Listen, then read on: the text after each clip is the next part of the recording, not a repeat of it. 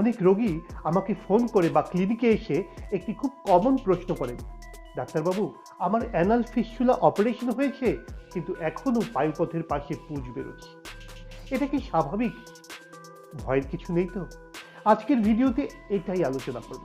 কেননা এই কমেন্টসগুলি আমাদের কাছে খুব বেশি আসতেই থাকে।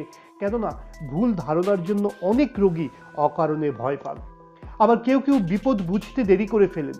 তাই চলুন একে একে খুব পরিষ্কারভাবে বুঝি কেন পুঁজ বেরোতে পারে, কোনটা স্বাভাবিক আর কোন অবস্থায় সতর্ক হওয়া জরুরি। প্রথমে বলবো, অপারেশনের পর পুঁজ বেরোনো কি সবসময় খারাপ? সবচেয়ে আগে একটি কথা মনে রাখতে হবে, অ্যানাল ফিস্চুলা সার্জারির পর কিছুদিন হালকা হালকা পুঁজ ডিসচার্জ হওয়া সবসময় খারাপ নয়। অনেক ক্ষেত্রে এটি একটি হিলিং প্রসেসেরই একটি অংশ, তাই চিন্তা করবেন না। এরকম হতেই পারে, আমি অপারেশন করলেও হতে পারে এবং অন্য একজন চিকিৎসক অপারেশন করলেও হতে পারে।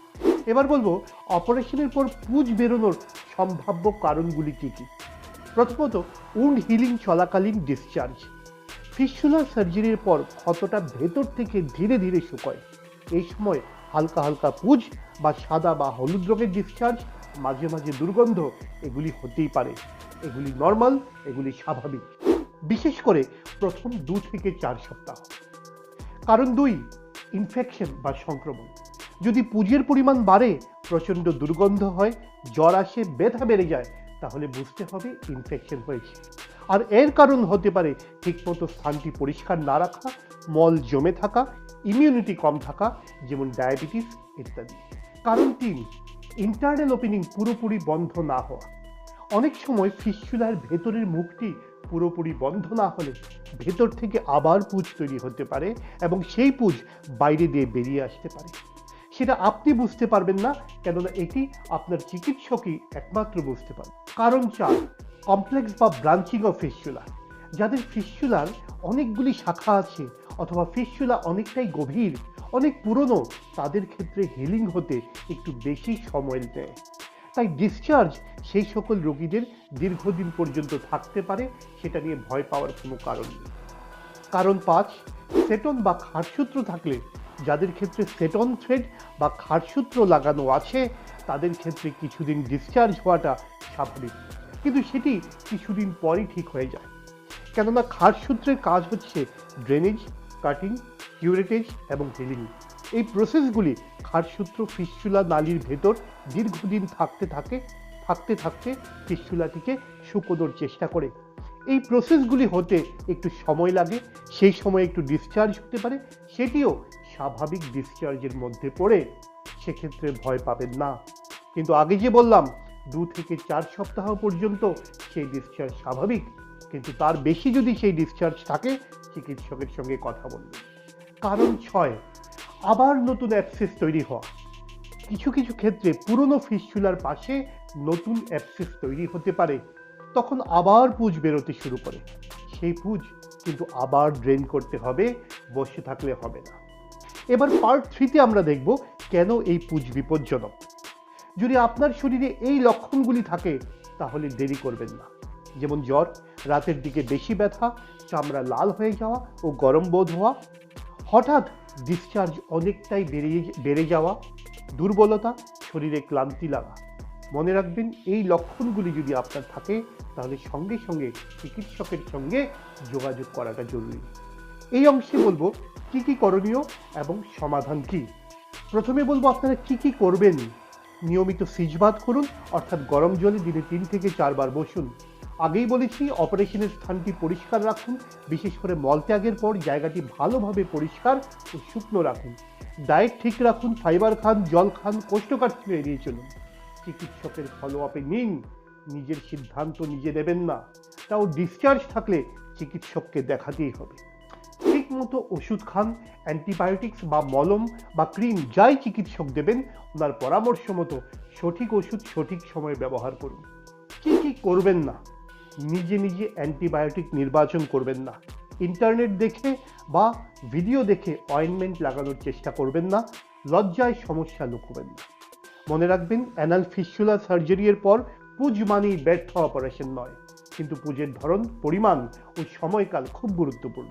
সঠিক সময়ে সঠিক চিকিৎসা নিলে পুরোপুরি সুস্থ হওয়া সম্ভব। আপনারও যদি ফিস্চুলা হয়ে থাকে, আপনিও যদি ফিস্চুলার সমস্যায় পীড়িত হয়ে থাকেন, তাহলে আমাদের কমেন্ট করে জানান। আমরা আমাদের ক্লিনিকে আসা প্রতিটি ফিস্চুলা রোগীর সার্জারি বা ঘাড়সূত্র থেরাপি করার পর আমরা ডিসচার্জকে যথেষ্ট প্রাধান্য দিই। অর্থাৎ কোনো রোগী যদি এসে আমাদের বলেন যে তার ডিসচার্জ হচ্ছে, আমরা সঙ্গে সঙ্গে তাকে ক্লিনিকে ডেকে নিই, তার তার ডিজিজ কন্ডিশনটা বোঝার চেষ্টা করি, অপারেশন কবে হয়েছে সেটা দেখি, ডিসচার্জের ধরন কীরকম, সেটি কি সাদা রঙের পাস ডিসচার্জ অথবা ইয়েলো রঙের, খুব বেশি ঘন কিনা, রোগীর জ্বর আসছে কিনা, ব্যথা যন্ত্রণা কতটা হয়, দিনের বেলা হয় কিংবা রাতের বেলা হয়, পেশেন্ট সঠিকভাবে অপারেশন পরবর্তী যে মেডিসিনসগুলি দেওয়া হয়েছে কিংবা অ্যান্টিবায়োটিক্সগুলি দেওয়া হয়েছে সেগুলি সে সঠিকভাবে নিয়েছে কিনা ইত্যাদি বিষয়গুলি আমরা অতি গুরুত্ব সহকারে দেখি। আমাদের ক্লিনিকে প্রতিটি সার্জারি করার পর ফলো আপ খুব গুরুত্বপূর্ণ। পেশেন্টকে ফলো আপের দিন, তারিখ, সময়কাল নির্দিষ্ট করে দেওয়া থাকে। ওই সময়ে পেশেন্টকে ফোন করা হয়, পেশেন্টকে আসতে হয় এবং আমরা আমাদের ক্লিনিকে নিজের হাতে আমরা ড্রেসিং করি। মনে রাখবেন, ড্রেসিং যত ভালো তত বেশি ফিস্চুলা শুকোবে। অপারেশনের পর বাড়িতে গিয়ে বসে থাকলে হবে না। হতে পারে আমাদের ঘাড়সূত্র সার্জারি ব্যথাহীন, হতে পারে আমাদের সার্জারি করার পর কোনো কমপ্লিকেশনস বা জটিলতা ডেভেলপ করলো না, কিন্তু তার মানে এই নয় যে আপনি সঠিক সময়ে ফলো আপে আসবেন না। একটি ডিসচার্জ যেমন সামান্য হতে পারে, কিছু কিছু ক্ষেত্রে কিছু কিছু ডিসচার্জ প্রবলেমেটিক হয়। অনেক সময় আমরা আগেই ভিডিওতে বলেছি যে ইন্টারনাল ওপেনিংটি সঠিকভাবে শুকোয় না, কখনো কখনো ভেতর দিয়ে কাঁচা থাকে, বাইরের দিকটা শুকিয়ে যায়। রোগী মনে করে যে সুস্থ হয়ে গেছে, কিন্তু কয়েক মাস পর সেই ফিস্চুলা আবার রেকারেন্স হয়। ড্রেসিং করার সময় আমরা সেই ইন্টারনাল ওপেনিংটিকে আইডেন্টিফাই করার চেষ্টা করি। যদি সেখানে ইন্টারনাল ওপেনিং থাকে, যদি সেটা পেটেন্ট থাকে, তাহলে প্রবিং করি এবং সেখানে যদি প্রয়োজন হয় ঘাড়সূত্র লাগিয়ে দিই অথবা লেজার বা ইলেকট্রোকটারির মাধ্যমে সেই স্থানটিকে আমরা খুলে দিই, যাতে সেখানে পুঁজ আর জমা না হতে পারে। ফিস্চুলার অপারেশন পরবর্তী পুঁজ হওয়া খুব স্বাভাবিক, কিন্তু কিছু কারণ আছে যেখানে সেটি অস্বাভাবিকও হতে পারে। সেটা একজন রোগী হিসেবে আপনি কখনোই নির্ণয় করতে পারবেন না। সেই দায়িত্বটি আপনার চিকিৎসকের, সেই দায়িত্বটি আপনার সার্জনের, আপনার নিজের নয়। তাই ফিস্চুলা অপারেশন করার পর যদি পুঁজ বের হয়, তাহলে চিকিৎসকের সঙ্গে যোগাযোগ করুন। যদি আরও কিছু জানার থাকে তাহলে নিচের কমেন্ট বক্সে আমাদের আপনি লিখে জানাতে পারেন। আপনি চাইলে আমাদের সাথে অনলাইনে কনসালটেশন করতে পারেন। আবারও দেখা হবে অন্য কোনো দিন, অন্য আরেকটি ভিডিওতে, অন্য কোনো টপিকে। ততক্ষণ পর্যন্ত নমস্কার।